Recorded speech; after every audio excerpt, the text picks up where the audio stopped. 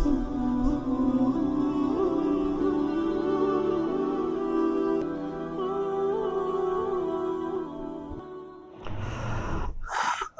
बिल्लाहि मिनश शैतानिर रजीम बिस्मिल्लाहिर रहमानिर रहीम हुर्रिमत अलैकुम उम्महातुकुम व बनातुकुम व अख़वातुकुम व अम्मातुकुम व ख़ालातुकुम व बनातुल अख़ी व बनातुल उख़्ति व उम्महातुकुम अल्लाती अर्ज़अनकुम व अख़वातुकुम मिनर रज़ाअति व उम्महातु निसाइकुम व रबाइबुकुम अल्लाती फ़ी हुजूरिकुम मिन निसाइकुम अल्लाती दख़लतुम बिहिन फ़इन लम तकूनू दख़लतुम बिहिन फ़ला जुनाहा अलैकुम व हलाइलु अबनाइकुम अल्लज़ीना मिन अस्लाबिकुम व अन तजमअू बैनल उख़्तैनि इल्ला मा क़द सलफ़ इन्नल्लाहा काना गफ़ूरर रहीमा।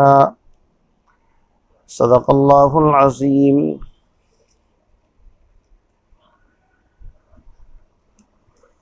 सूरह निसा की तफसीर आप हज़रात की खिदमत में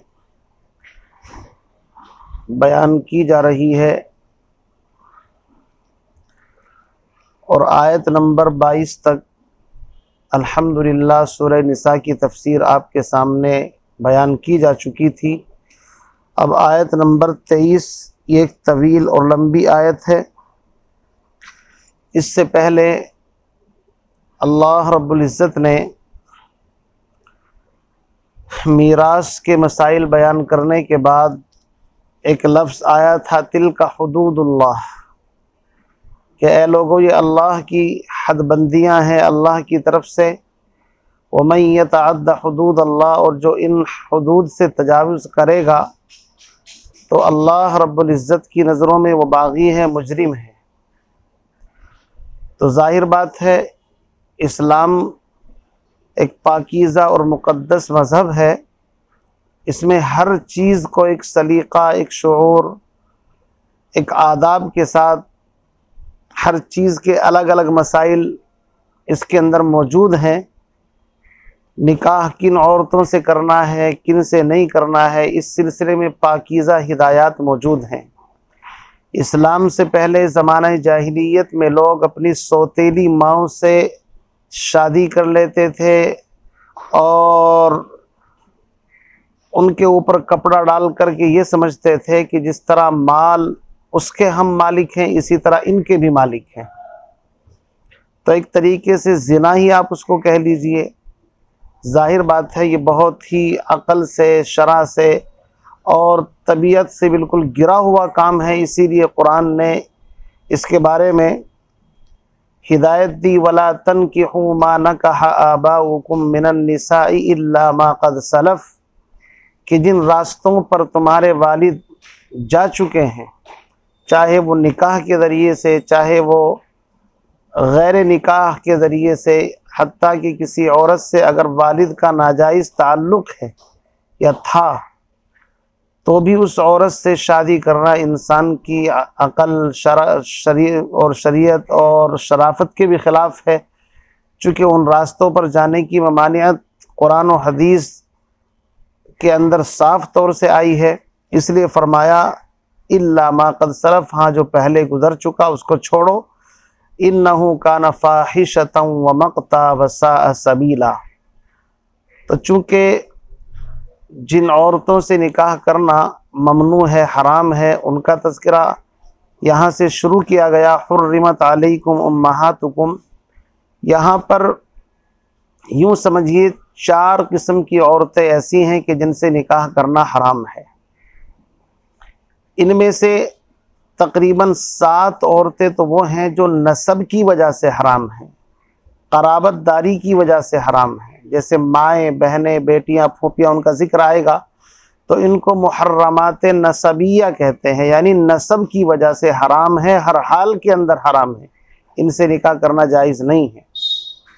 फिर उसके बाद 7 औरतें वो हैं कि जो रज़ाअत यानी दूध की वजह से हराम है। जो नसब की वजह से हराम है वही 7 औरतें दूध अगर कोई मर्द किसी औरत का पी ले तो वो औरत उसकी रज़ाई माँ, उसका बाप उसका शोहर, उसका रज़ाई बाप, उसकी बहनें फूफिया, वो सब वो रज़ाई बहनें फूफिया सब वो बन जाएंगी, तो उनसे भी निकाह हराम है। फिर उसके बाद तीसरे नंबर पर ससुराली रिश्तेदारी,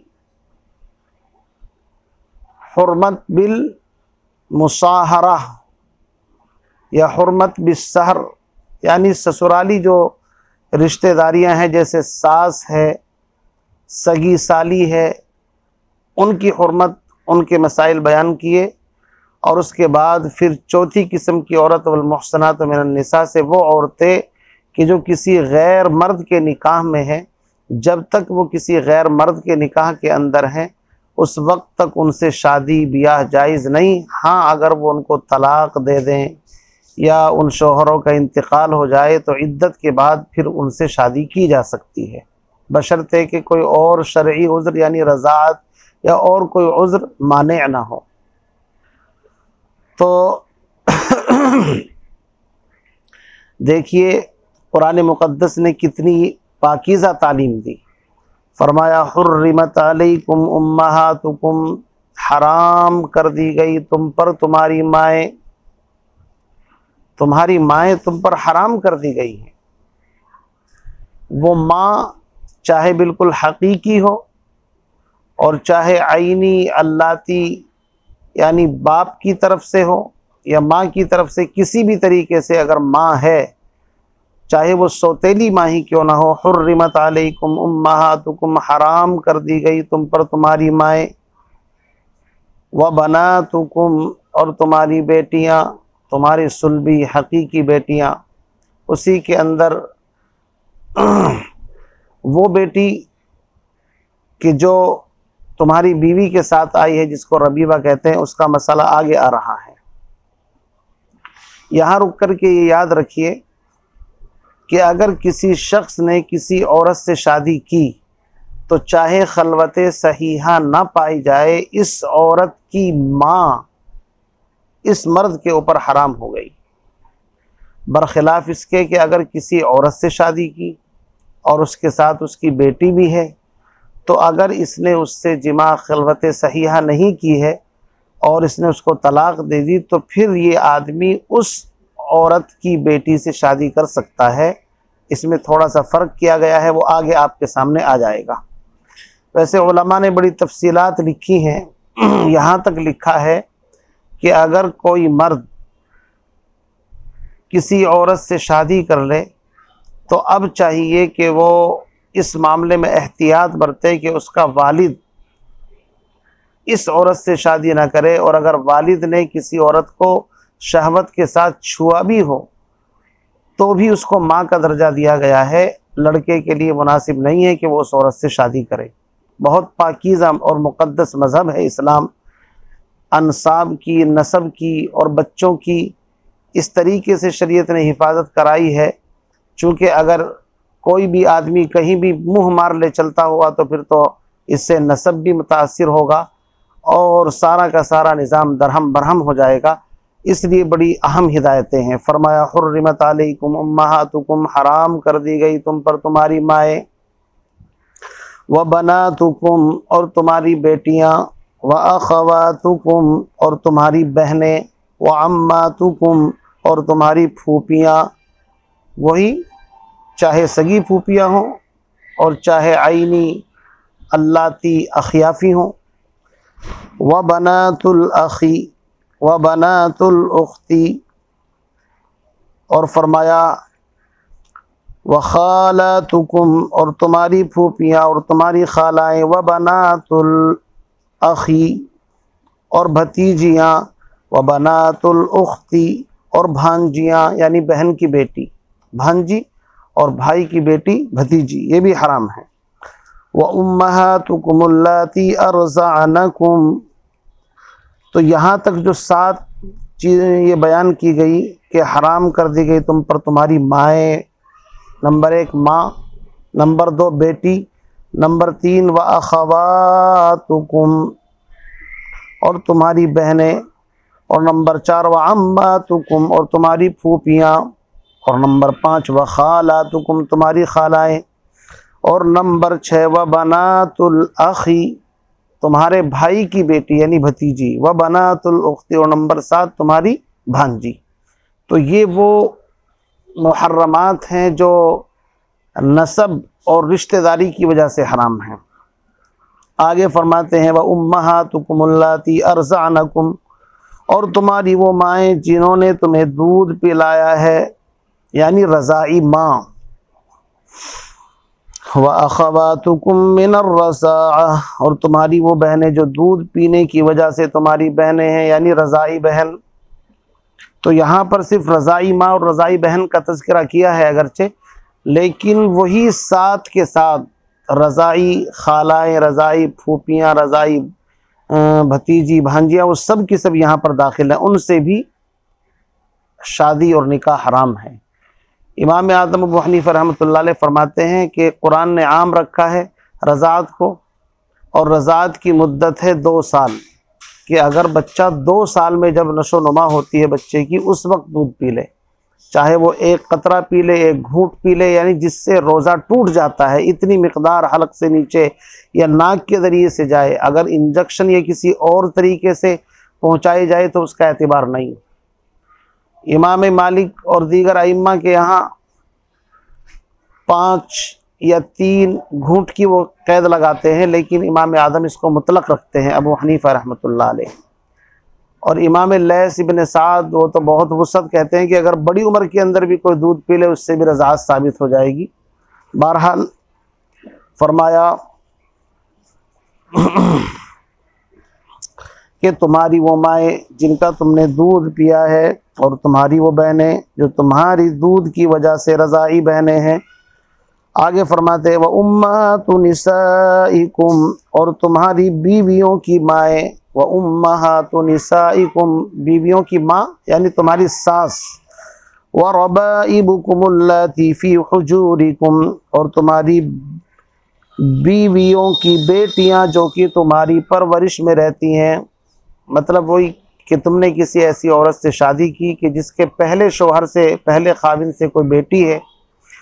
अब जाहिर बात है ये जो फ़ी हुजूरिकुम की कैद है, ये कैद वाक़ई है, कैद एहतराज़ी नहीं, कैद इत्तिफ़ाक़ी है। चूँकि उमूमन वो जो लड़की हैं वो साथ परवरिश में रहती हैं, और शरीयत में मसला ये है कि बच्चों की परवरिश का हक़ अगर लड़का है तो 7 साल तक औरत को हक़ दिया गया है कि वो औरत अपने पास रख सकती है बच्चे को, और लड़की को बालिग होने तक चूँकि अपने पास रखना है, अगरचे नारो नफ़क़ा शोहर ही के ज़िम्मे होता है। तो या तो इस एतबार से या इस एतबार से चूँकि औरत के साथ बच्चे रहते हैं, बच्चियाँ रहती हैं, तो इसलिए ये शर्त लगाई है। बाकी अगर तुमने किसी औरत से शादी की और उसकी पहले खाविन से कोई लड़की है, चाहे वो उसकी परवरिश में ना हो, पहले खाविन ही के पास हो या कहीं और हो, तो उस औरत से, उस लड़की से शादी करने की क्या शर्त है? फरमाया व रबाइबुकुम अल्लाती फी हुजूरिकुम मिन निसाइकुम अल्लाती दखलतुम बिहिन, और तुम्हारी वो बेटियां यानी बीवियों की बेटियां जो कि तुम्हारी परवरिश में रहती हैं, उन बीवियों से अल्लाती दखलतुम बिहिन के जिनके साथ तुमने कुर्बत की हो। तो अब इनके साथ भी, यानी कि अगर ऐसी औरत से शादी की जिसके पहले खाविन से लड़की है और कुर्बत कर ली इस औरत के साथ, तो अब इसकी जो पहले खाविन से लड़की है उससे तुम्हारे लिए निकाह जायज़ नहीं है। ये मसला अहम है। हज़रत यहया अलैहिस्सलाम जो पैगंबर गुज़रे हैं, उनको इसी जुर्म की वजह से उनका सरतन से जुदा किया गया कि उन्होंने इसी के ख़िलाफ़ आवाज़ उठाई थी। इसी तरीके से इमाम सरखसी रहमतुल्लाह अलैह जो बहुत बड़े आलिम हैं, उनको जेल के अंदर बंद किया गया, और उस ज़माने की जेल ऐसी होती थी जैसे गड्ढा खोद करके ज़मीन के अंदर कुआं, वहाँ बैठ कर के उन्होंने इमला कराई, अपने शागिर्दों को बड़ी किताबें तसनीफ़ कराई, बड़े उलमा में से हैं। उनके बारे में भी आता है कि इसी वजह से कि उन्होंने इसके ख़िलाफ़ आवाज़ उठाई कि सौतेली लड़की यानी कि जो पहले खाविन से है उससे शादी करने की इजाज़त नहीं, चूँकि बीवी उसकी जवानी ढल चुकी और वो बच्ची उसका उन्फ़मान शबाब पर होता है, तो इंसान कहीं ऐसा ना सोचे कि भाई उससे शादी कर लूँ, तो इसलिए कुरान ने इसके बारे में वाज़ेह हिदायत दी। फरमाया फ़इल्लम तकूनु दखलतुम बिहिन, अलबत्ता अगर तुमने सिर्फ ऐसी औरत से शादी की लेकिन अभी क़ुर्बत नहीं की तो तुम्हें इख्तियार है कि फिर तुम चाहो इसको तलाक़ दे करके उससे, इसकी जो बेटी है पहले ख़ाविन से, उससे शादी करना चाहो, रबीबा से तो कर सकते हो। फ़इल्लम तकूनु दखलतुम बिहिन फ़ला जुनाहा अलैकुम व हलाइलु अबनाइकुम अल्लज़ीना मिन अस्लाबिकुम, और तुम पर हराम है वो और तुम्हारे उन बेटों की बीवियाँ तुम पर हराम है।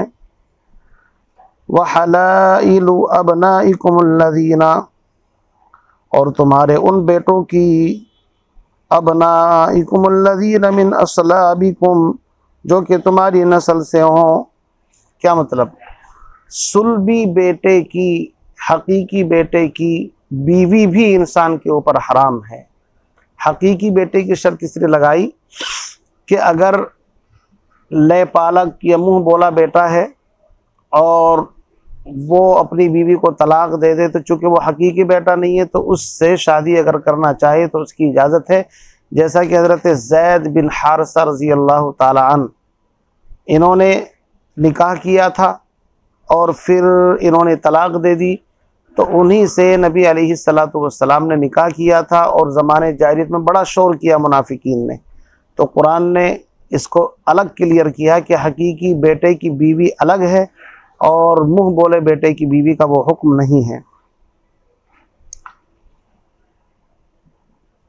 और तुम्हारे उन बेटों की बीवियाँ, अल्लज़ीना मिन अस्लाबिकुम, जो तुम्हारी नस्ल से हों, व अन तजमाऊ बैनल उख्तैनि इल्ला मा क़द सलफ़, और ये कि तुम दो बहनों को एक साथ रखो। दो हकीकी बहनों को एक साथ निकाह में रखना जायज़ नहीं है। क्यों? इसलिए कि रिश्ता सौतन का होता है और इसके अंदर एक तरीके से चिढ़, जलन, हसद होती है। और दो बहनें जो आपस में मोहब्बत और प्यार के साथ रहने वाली हैं और एक ही माँ बाप की औलाद हैं, तुम उनको अपने निकाह में ला कर के एक तरीके से बज़ाहिर उनके अंदर दुश्मनी का सबब बन रहे हो। और भी बहुत सारी इसकी हिकमतें हैं, बल्कि उसूल ज़ाब्ता ये है कि ऐसी दो औरतें जो आपस में जिनका रिश्ता ना हो सकता हो, ऐसी दो औरतों से मर्द शादी नहीं कर सकता। मसलन खाला और भांजी एक साथ निकाह में जमा नहीं हो सकती, फूफी और भतीजी एक साथ निकाह में जमा नहीं हो सकती, इसलिए कि फूफी और भतीजी में से अगर एक को मर्द तस्लीम कर लें, फूफी को मर्द करें तो चचा बनता है, और अगर भतीजी को मर्द तस्लीम कर लें तो वो भतीजा बनता है। तो फूफी भतीजे का भी निकाह चूँकि जायज़ नहीं है और चचा भतीजी का भी निकाह जायज़ नहीं है। इसी तरीके से भांजी और खाला, इन दोनों में से एक को मर्द कर ले तो भी निकाह नहीं होगा आपस में।